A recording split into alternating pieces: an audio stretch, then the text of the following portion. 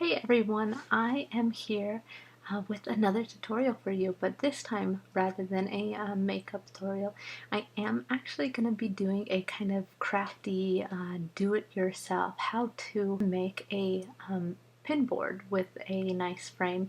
I use mine as a jewelry board, so you can actually see it back there.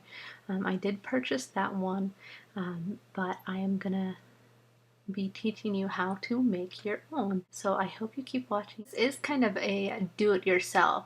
I wanted to actually start by showing you the items I'm going to be using to make this project. I also try to do things very easy that anyone could do. So it's a really great project for beginners or advanced crafters. So what I purchased was this black frame. See, it is a little bit thicker, so it does have some dimension to it. The next thing you're going to need for this project is some cork board. The other key item I'm going to be using for this project is my trusty glue gun, hot glue gun. I do want to kind of stress this is working with a hot glue gun. They can get very hot. So if you're unfamiliar with using them, or a younger viewer trying to do this craft, please be careful. If you are younger, I would suggest possibly some parental adult supervision just to make sure that you don't burn yourself. So I wanted to kind of put that warning disclaimer out there so I don't get in trouble either telling everyone to go play with that glue gun. Hoping this will be pretty easy for you guys. I'll show you the different steps and processes of how I am putting together my board. Hopefully it'll help you guys. Alright, let's get to it. First I'm going to start with my cardboard and my empty frame, and I am going to actually draw the inside border of this because this will be the size for the backers that I am using. So I've just got a Sharpie. I'm going in.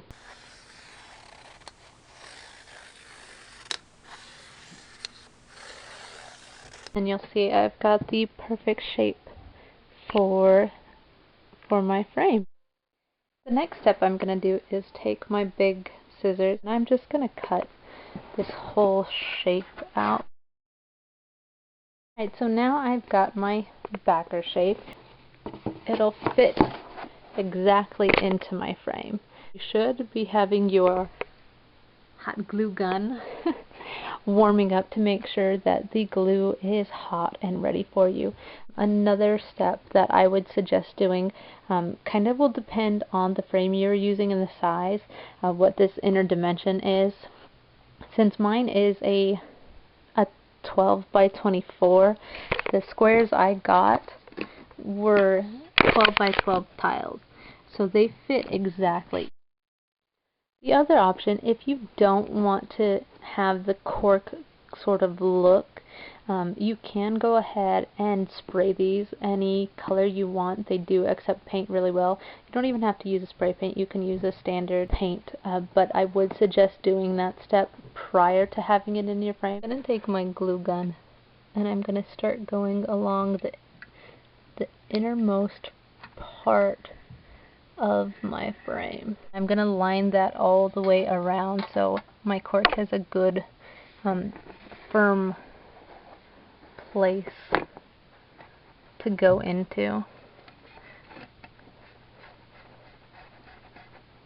So that way, see, it won't go anywhere and it'll stay. Once you've got all of your cork glued in place, I have actually done both layers, and on both layers I did do in the middle where they seam together, I did actually do a layer of hot glue to kind of seam them together, especially on the back. You can see a little bit of that seam, but overall it all fits snug. It's not going to pop out unless you really hardcore push on it.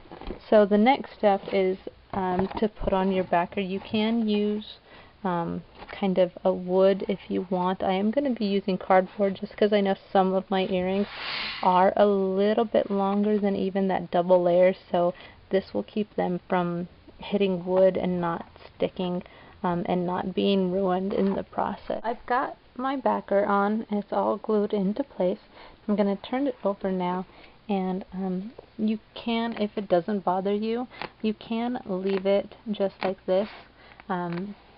You do see a little bit of a seam, but when you have earrings and stuff on there, or you could wear or place earrings to kind of cover that. I'm actually going to add a little bit of this kind of satin black ribbon over the seam here right in the middle of it, and it will give it that kind of separated finish. And the key to this, I started actually on the top, so I glued it in place at the top and pressed it down really firm and let the glue dry. Taking my ribbon, and I'm actually pulling it pretty taut. It makes it so the ribbon lays really flat on the cork board and gives it a more finished look. And once you've got the finished product all done and up, you can start to put whatever you want on it. Obviously, like I said, I was using mine for earrings, and there it is. Thanks for watching. Hope you enjoy, and good luck.